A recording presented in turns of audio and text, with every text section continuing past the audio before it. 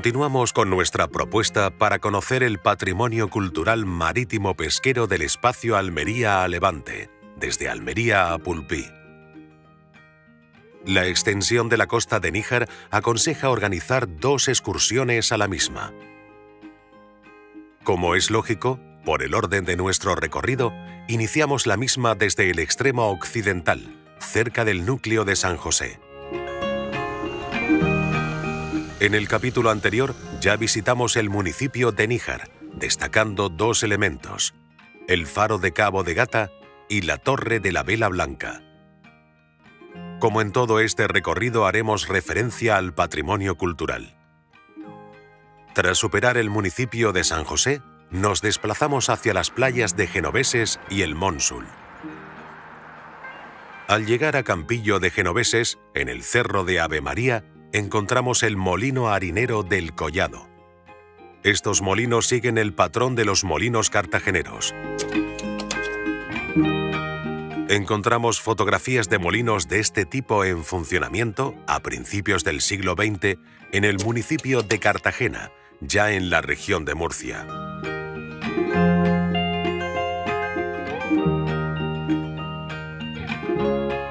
Restaurado hace años, como otros molinos del campo de Níjar, podemos detenernos para observar su arboladura y otros detalles de su construcción.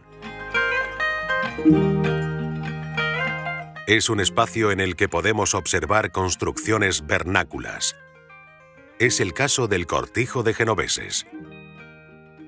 Estas construcciones forman parte de una propiedad privada que gira alrededor de la finca El Romeral.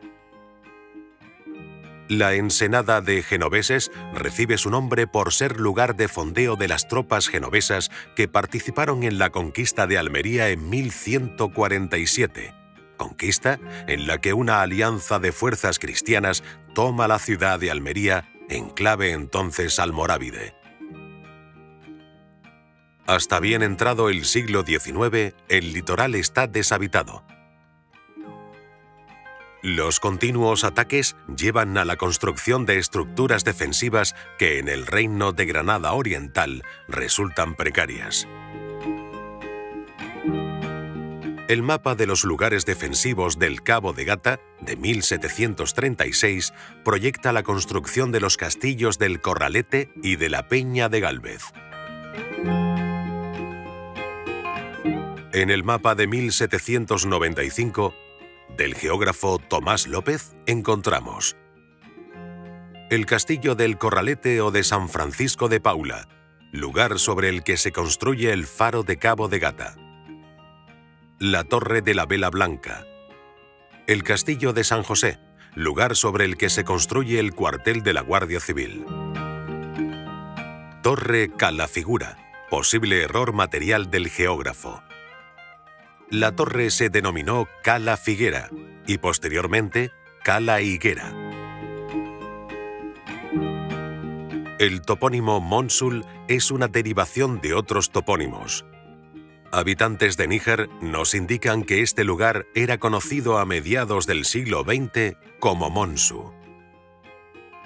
En su informe sobre la estructura defensiva del Reino de Granada, Antonio de Berrio y Luis Machuca hallaron la estancia de Monserrodrigo.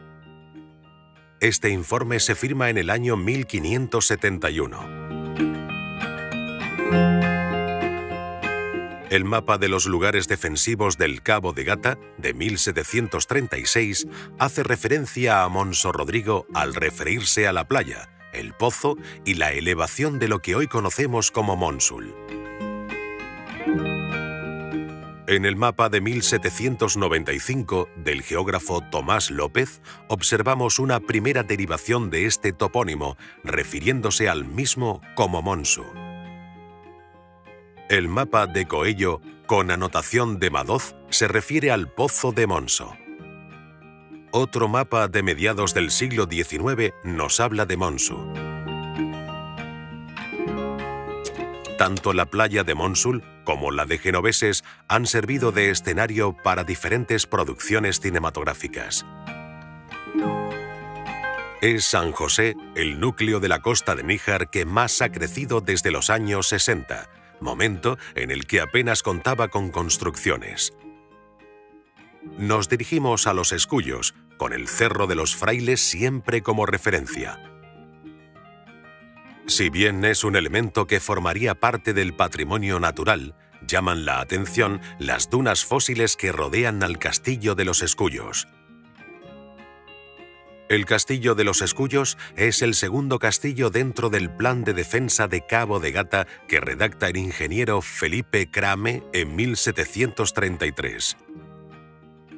En 1740, Luis de Córdoba prevé una tropa de 21 hombres y una inversión de 12.000 escudos de vellón para un castillo que estaría armado con 6 cañones. Si bien en 1763 el ingeniero Felipe Crame dibuja los planos del Castillo de los Escullos, incorporando él mismo al Reglamento para la Defensa de la Costa de 1764 en el reinado de Carlos III, no encontramos proponentes para su construcción en 1769. Hay que recordar que la construcción de las torres y castillos de defensa se realizaba a propuesta de iniciativas privadas que, a cambio, obtenían ciertos privilegios sobre la zona protegida y sobre la consideración de su persona en el escalafón nobiliario. La construcción se demora hasta 1771, contando con 4 cañones. Continuamos en este viaje de Almería a Levante, de Almería a Pulpí. Lo hacemos hacia un lugar que ya divisamos, la Isleta del Moro. La siguiente excursión nos llevará al límite oriental de la costa de Níjar. Viajaremos desde la Isleta del Moro hacia Agua Amarga.